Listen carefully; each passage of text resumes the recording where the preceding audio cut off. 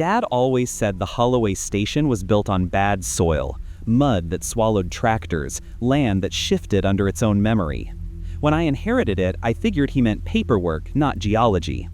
On my second night clearing debris, I followed the drip of something thicker than water into the service bay. My flashlight beam cut through dust and landed on a metal grate slick with oil.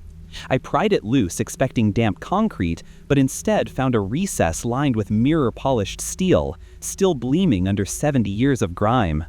The reflection staring back wasn't mine. It was daylight, a vivid blue sky, chrome pumps, a calendar on the wall frozen at August 1950.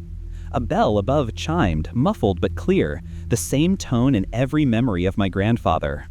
From somewhere below the grate came a man's voice, steady and familiar. "Hold on, son. The pit's open again." My grandfather's will came folded twice, thick with the scent of engine oil that no lawyer's office should have. When they handed me the keys, I thought I was accepting nostalgia, another rundown relic I could photograph, flip, and forget. The Holloway Fuel Service Station sits 12 miles off the interstate, tucked between corn and pine, too far from anywhere modern tires want to roll. Its roofline sags like an old dog's back. A hand-painted sign still promises ethyl gasoline and honest work since 1949. Locals treat it like a headstone. At the diner in town, when I mentioned reopening it, everyone found new conversations to hide in. The waitress finally said, "Your granddad kept that place open long after it should have burned. Don't stir ground that's cooling." I'd grown up hearing family stories about Henry Earl Holloway, the man who refused to trade his cash register for credit cards, who inventoried by memory, who claimed that a station's soul is timing, not profit. Dad used to shake his head, "Timing's exactly what cursed him." For me, it was free real estate with a roof still standing. I unloaded tools, new bulbs, coffee thermos, and a camera for documentation. The plan: clean, repair, photograph, sell. That first day passed like any restoration project, the comforting monotony of sweeping out someone else's dust. Yet by sundown, I'd noticed things that didn't belong to this decade. An unopened soda from 1950, so cold it fogged my fingers. A ledger sitting open on the counter, ink still wet under my thumb. Out back, wind tugged the chain above an old service bell. It rang once, clear and bright, though there was no one on the road. That's when I began to believe the locals were right. Some grounds shouldn't be stirred. The next morning, I carried a box of photos into the sunlight to dust them off. The cardboard crumbled at the edges, the negatives fused to one another by decades of humidity. Every image showed the same angle, the forecourt under bright skies, cars lined up like teeth. At first it was quaint, nostalgic, flat-topped Chevrolets, men in white coveralls, women smiling with scarves around their hair. But the more I looked, the more repetition gnawed at me. A tan Ford coupe appeared in almost every frame, parked in the same spot by Pump 2. Sometimes it faced north, sometimes south, but its shadow never shifted. And beside it, always, stood the same 3 customers, 2 men and a woman.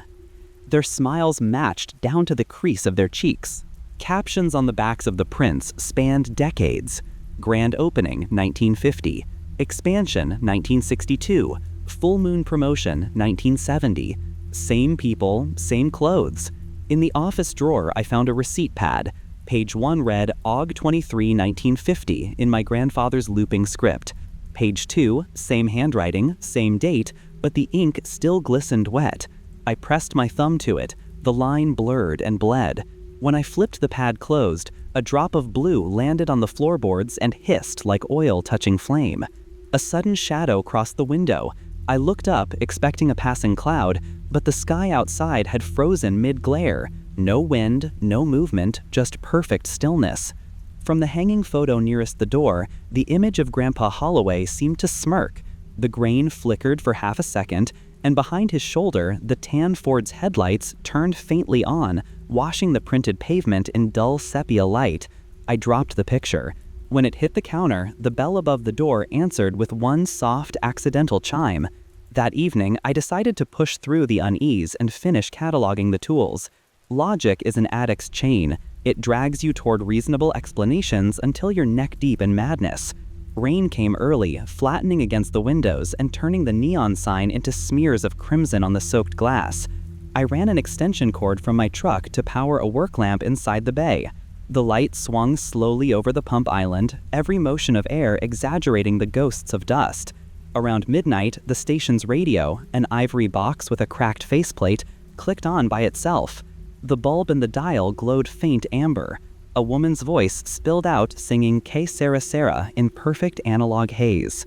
The last time I'd heard lyrics that clean was in an old recording from my grandfather's archives. I traced the cable. It wasn't plugged in. The song warped midway through the chorus, slowing until the singer sounded like someone calling my name underwater. Then, silence. From outside, the pumps flickered alive. Gas prices flashed between 24 cents and $3.29, flipping so fast the light became one continuous strobe. I hurried out under the awning. Every pump handle hung still, yet I could hear the ticking rhythm of counters measuring imaginary fuel. Then came the second sound, the overhead bell, struck from nowhere. Once, twice, 3 times. Each ring deeper, like metal vibrating miles beneath the earth. I turned toward the road. For a single heartbeat, I saw taillights cresting the hill, old, rounded shapes like cars from catalog photos, and then they vanished, leaving the pavement bone dry. When I stepped back inside, the puddles on my boots shimmered with faint bluish-white reflections, not from the lamp, but from light below the floor. The air smelled sweet, chemical, and cold. In the corner, the tool grate over the oil pit trembled, metal against metal, as though something underneath had finally finished breathing in and was ready to exhale. The rattling didn't stop, even after I cut the extension cord. It came in waves, as if the building itself was trying to shake the noise from its bones. I pried at the grate with a crowbar until the bolts surrendered with a muffled shriek of metal on rust. The squares of steel tilted, then dropped cleanly aside to reveal a narrow shaft lined with concrete dark as ink. The smell rising from below wasn't rot, but something else, like burnt dust and ozone mingled with cold gasoline. I clicked my flashlight on and followed the beam down a half-rotted ladder. The temperature fell 10 degrees between the first and second rung. The pit floor should have been dirt. Instead, it was smooth poured cement, scored with boot tracks that hadn't had time to fade. Every imprint looked decades old and freshly set all at once. "Grandpa," I said, because speaking nonsense felt safer than silence. My voice bounced back, 3 echoes, not one, each slower, fainter, until the last whispered my name with a different tone entirely. At the far end of the narrow corridor, a low doorway sat half open. I thought it led to storage, but the wall beyond it glowed faint amber, pulsing in the rhythm of those earlier chimes. Inside waited a concrete room almost identical to the service bay above it, except this one wore a younger skin. Calendars on the wall read August 1950. Half-painted lettering declared new pumps coming soon. Tools lay mid-use, rags still damp. On the workbench stood a fresh bottle of soda sweating condensation. Something moved in the reflection of the bottle. Light shifting, maybe a relay? But when I turned, I saw my own silhouette overlap a second one. Broader shoulders, sharper stance, familiar. Footsteps scraped gently overhead, the sound of someone walking across the bay floor, but I was already beneath it. The lantern on the bench flickered once, twice, and threw a clearer image in the wall's reflective gloss. My grandfather, eyes forward, mouth forming a greeting I had never heard in person. "You finally got the place working again." Instinct told me to climb back up the ladder and seal the grate forever, but curiosity has sharper teeth than fear. The light behind that open door gleamed too warm to belong underground. I stepped closer, breath frosting in my own beam. The air grew thinner, carrying the scent of oil mixed with something floral, honeysuckle from the fields that used to border the road decades ago. When I crossed the threshold, daylight exploded around me. I squinted until the glare softened into a clean Missouri afternoon. The bay doors hung open, paint flawless and wet. A truck from another century idled outside while chrome pumps ticked rhythmically at 24 cents a gallon. Static pricked my ears just before a voice spoke behind me. "Mind shutting that door? Can't afford to lose the cool air." I turned. My grandfather stood by the counter, 30 years younger, uniform spotless. Grease smudged one cheek like a badge. "Grandpa?" I croaked. He smiled without recognition. "Well now, this is a surprise. Figured we wouldn't see another one till the next spillover." His tone was so casual that my panic snagged mid-breath. You're Henry Holloway?" "Henry Earl," he said, wiping his hands on a rag. "You must have come up from the pit. It always opens for family first." Outside, cicadas droned in exact tempo with the gas pumps. The sky looked too vivid, edges sharpened as if the world had been newly printed. I staggered to the doorway. The highway beyond wasn't 2 lanes of cracked tar, but a single ribbon, freshly paved, leading toward rounded hills and 1950s billboards promising tomorrow's energy today. Grandpa followed my gaze. "Beautiful year, isn't it? Be glad you came on a workday. Sundays get crowded." He handed me a bottle of cola pulled from an ice chest. Sweating glass, perfect carbonation, label unblemished. "Drink before it warms. Time spoils faster here." Somewhere behind the pumps, a bell rang, identical to the one in my present. And just like that, I was standing in 1950. He moved like someone who already knew my rhythms, smoothing a rag across the counter, keeping one eye on me the whole time. "You're not the first to come through," he said. "Not lately, but you look more startled than most." "I shouldn't even. This isn't possible," I muttered. "Possible's just repetition that hasn't settled yet," he replied. "That pit down there leaks seasons like gas leaks air. Every few decades, the door opens wider." He led me outside into sunlight so clean it felt artificial. "Folks built this place before the interstate came through," he said. "It sits right where the first surveyors got their clocks wrong. Split noon in 2. That's what gives us the slip." I stared at him. "You knew all this time?" He nodded, eyes shining. "Long before you were born. I tried to close it once, poured 20 tons of cement into the pit, most of it still falling." We walked beneath the canopy. Each pump clicked idly, though no one touched them. On a bench near the office lay a stack of notebooks, edges curled with oil stains. He picked one up, flipped to a random page. "Visitors," he said, showing me dense rows of dates, 1928, 1950, 1967, 1983, each labeled "Arrived, Departed, Condition Good." People roll in, think they're lost, I log them, send them forward again once the clock resets. And if they don't leave, he shut the notebook softly, then the road keeps them. There's always room for another set of hands. He studied me a moment, expression careful, almost pleading. "I take it your family, the way the pit spoke your name. What year's yours?" 2024, I said. He let out a low whistle. "Long haul you've driven. Means the door's due soon." In the distance, a siren went off. Not police, not storm, just a long, steady wail that vibrated the air. The pumps clicked faster. My grandfather's smile didn't waver, but his voice thinned. "When the siren calls, you go back the way you came. Don't stay past the double chime. Time don't forgive kin who linger." The siren faded, leaving behind an ache in my teeth, the kind of tone you feel more than hear. My grandfather returned the notebook to its pile and dug out a pocket watch. It had no crystal covering, just exposed hands turning smoothly backwards. "2 rules," he said, flipping it open so I could see the motion. "You cross once and the world notices. Cross twice and it writes you down as missing." The air shimmered around us. Color bled from the horizon until the sunlight had the sick look of a dying bulb. When both clocks match 9:50 p.m., the cycle seals. Stay longer, you'll be printed in the next frame. "Printed?" I asked. "Ever seen an old photograph where the figures blur?" he said quietly. "That ain't the film's fault. That's the fuel running out." He turned toward Bay 2, where the open grate yawned, now glowing faint blue.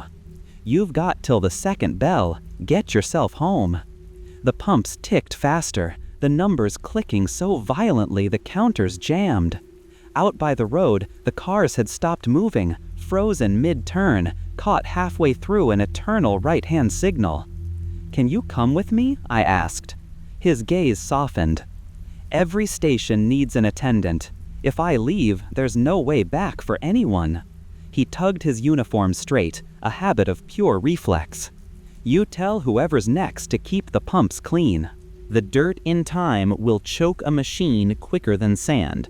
A bell clanged once, sharp, metallic. "That's the first chime," he said. "The door's waiting." As I stepped toward the bay, wind hit from below, cold and electric. My grandfather's voice followed me down the ladder. "If you see me again," he called, "it won't be me. Don't listen when I ask you to stay." The words hung in the air like static. Each syllable repeated itself backward as I descended toward home. The climb back up should have felt like relief, but every rung hummed beneath my hand, broadcasting a faint rhythm. Tick, tick, reverse tick. When the grate clanged shut above, the world blanked. It was night again. My phone said 2 minutes had passed. The calendar said 3 days.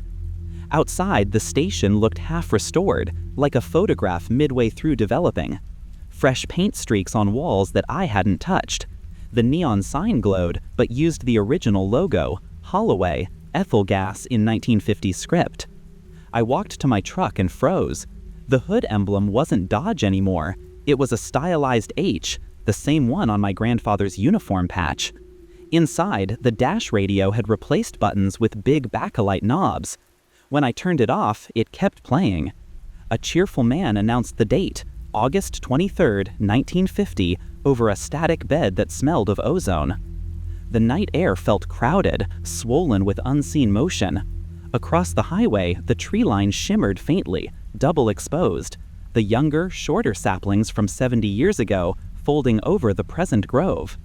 I backed away until my heel touched the station door. Under my fingertips, the wood was warm, like skin. Inside, the ledgers I'd left scattered neatly organized themselves into rows, each dated in ink older than me. The open drawer of the cash register sighed as it closed. The biggest change waited behind the counter, a framed photograph I didn't remember. 2 men stood shoulder to shoulder before the bay doors. The younger, grease-stained one was my grandfather as I'd just seen him. The other was me.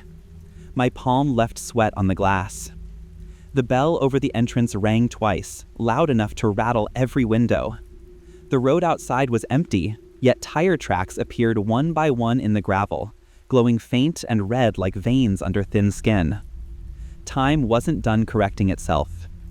I locked the doors and sat at the counter, the radio whispering songs that hadn't aired in 70 years. Every so often, the broadcast drifted into silence, then cut to my own recorded voice describing what had just happened, as if I'd already told the story once before. Sleep didn't come. I read through the maintenance ledgers my grandfather had kept, pages curling at their edges. His entries began ordinary: deliveries, repairs, inventory. Then, deeper down the book, the lines thickened. Traveler retained for observation. Date lost. Cycle extended. The last note, written in my same handwriting, stopped me cold. Returning soon. Do not let him go twice. I shut the ledger, heart thudding.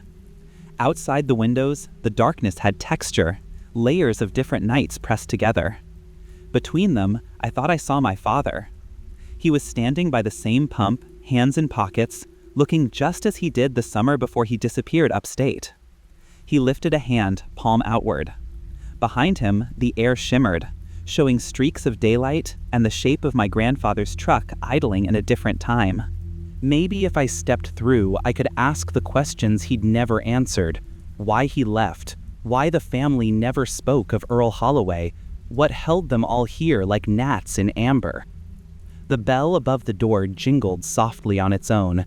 I reached for the flashlight, its beam slicing a clean tunnel through the overlapping shadows. The pit under Bay 2 glimmered again, that impossible daylight bleeding around the edges of its frame. I told myself one more trip could end the madness, just one more look to understand it, to see my father, to make the story whole. The radio agreed, my voice echoing faintly from its speaker. You've come this far. Continuity demands closure. So I picked up the crowbar and lifted the grate again.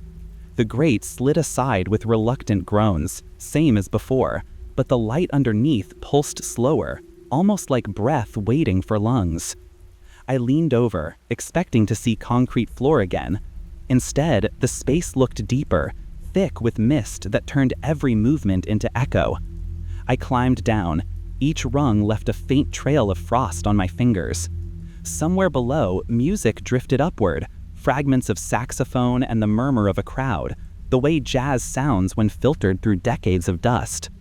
Halfway down, my boot met air instead of metal. The ladder had shifted length without warning, stretching farther. I reached again, found footing, and dropped the remaining distance. My flashlight snapped on automatically, as if it sensed I would forget. The floor below wasn't the same. Oil pooled in mirror-flat sheets, reflecting stations layered across time. Wood siding of 1950, aluminum of the 60s, faded logos of the 80s, my own restoration plans ghosting over each other. Between the layers shimmered faces, half-formed, still moving in silent routines. Bits of conversation, engine noise, the ring of hammers. As I passed them, the figures reacted subtly, turning just enough for me to feel their focus. The tunnel split unexpectedly into several corridors that hadn't existed before, each marked with hand-painted signs. Deliveries 1949, customers 1963, maintenance current. The last one pulsed faintly. I chose maintenance current. The hallway bled into bright light again, this time eerily still.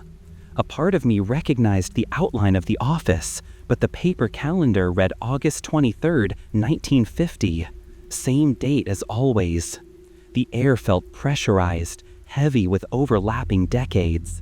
Static crawled along my arms. I could smell two timelines colliding, one hot with ozone, the other perfumed with engine grease. Then I heard him, my grandfather's voice, older now, calling from somewhere deeper. If you made it back, you already know the price. A shadow moved through the walls, all edges and memory. I followed, because the only other direction led straight into myself repeating the same descent forever. He was waiting in the back office that shouldn't exist, an added room tiled in black enamel unlike any period the station ever knew. The man at the desk wore the face of my grandfather, but bleached older, skin translucent, veins a faint chrome blue.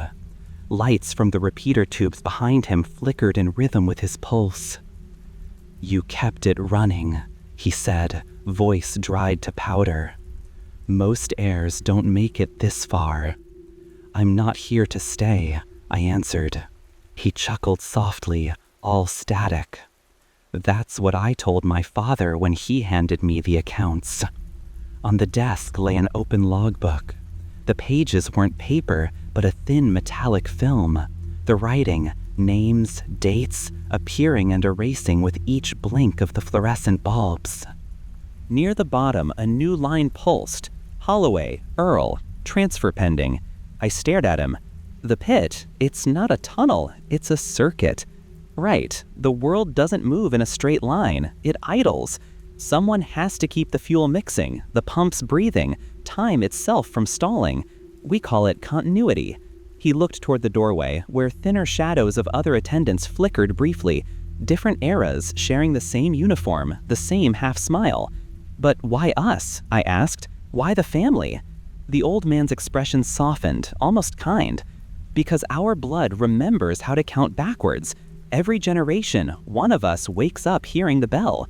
Outside, a gust shook the walls. The overlapping decades collapsed into a single surge.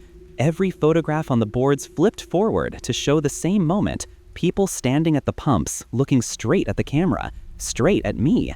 "The station only needs one Holloway alive at a time," he said quietly.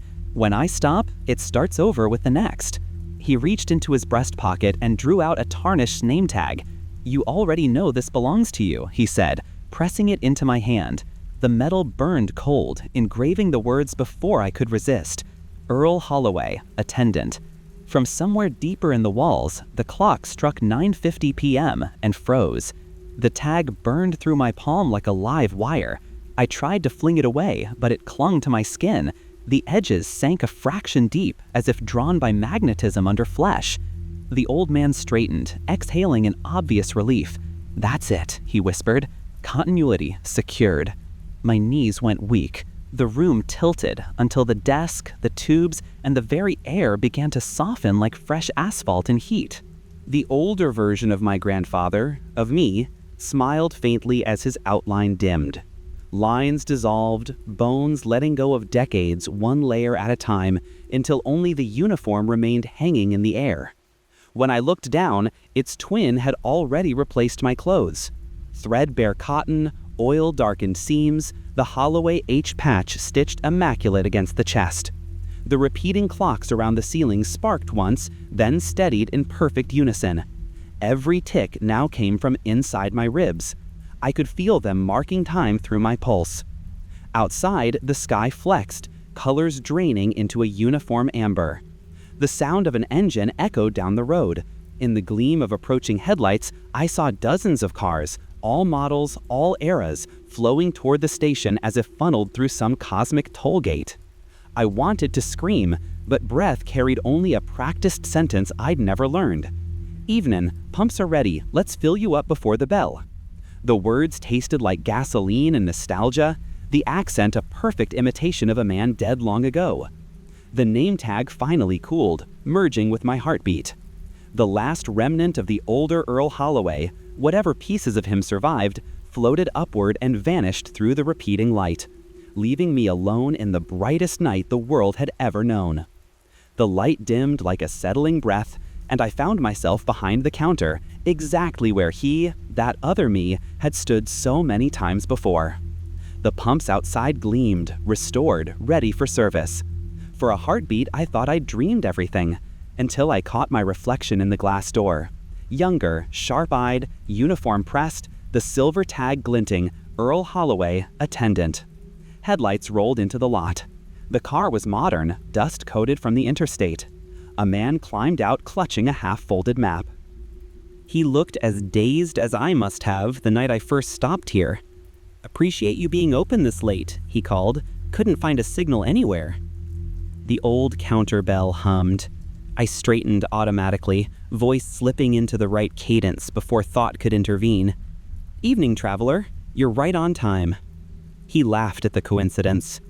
While I filled the tank, that familiar vibration rose through the ground, the repeater pulsing beneath everything, satisfied that the world still had an anchor. Each tick matched the flutter of my heart.